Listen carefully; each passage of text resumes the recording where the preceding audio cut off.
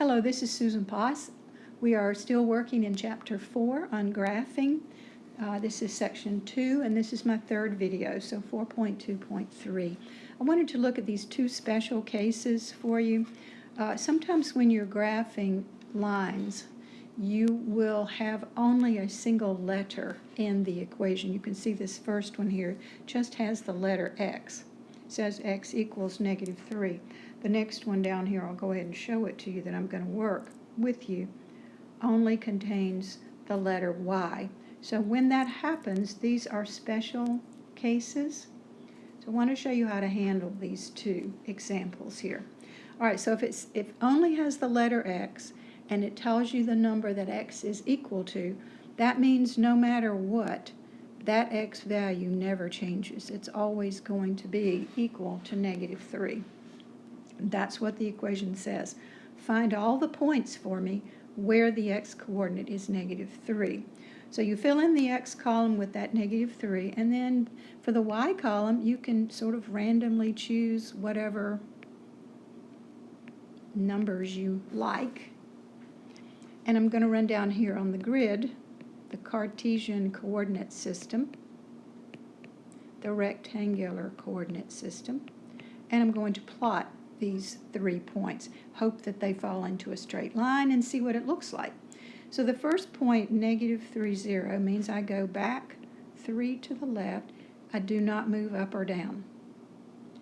The second point, -3, means I go back to the left 3, and then I turn and go up 2. And the third point is -3, so again I start at the origin and I go back 3 units, and this time I move up 5 units. So you can see that these are collinear, and the unusual thing about these is that they all fall into a vertical line. So that's always going to be true. When you have an equation of the form x equals some number, just the letter x, no y variable, then you're always going to get a vertical line. All right, so that's your first special case.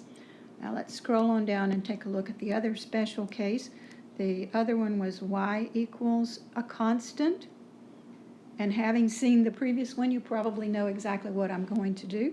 What this says is show me all the points where the y-coordinate is 2. The y-coordinate never changes. The y-coordinate is always 2. So you're going to see me writing 2 in that column all the way down the y column. And then you can just sort of randomly choose whatever numbers you'd like to choose for x, because x can vary. You don't have any definition about x in this equation. It only tells you about y. So again, when I go down and plot these 3 points, you're going to see something, whoops, that's not a -4, it's a 4. You're going to see again a pattern emerging here. All right, so the first point, -2, +2, I go back 2 and up 2. So there's -2, +2. The second point is 0, 2. That means do not move left or right, count up 2. And the third point is 1, 2, 3, 4 to the right, and 2 up. So again, you can see that the points are collinear, but this time the line is horizontal. So what I want you to take away from that is anytime you have an equation, just the letter y equals some number,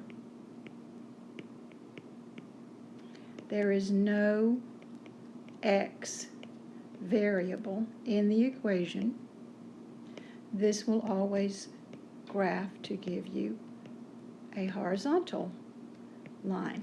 So you need to start memorizing that. That's going to be the fact that y equals a number comes out with a horizontal line is going to be important. The fact that x equals some number comes out to be a vertical line is also going to be important.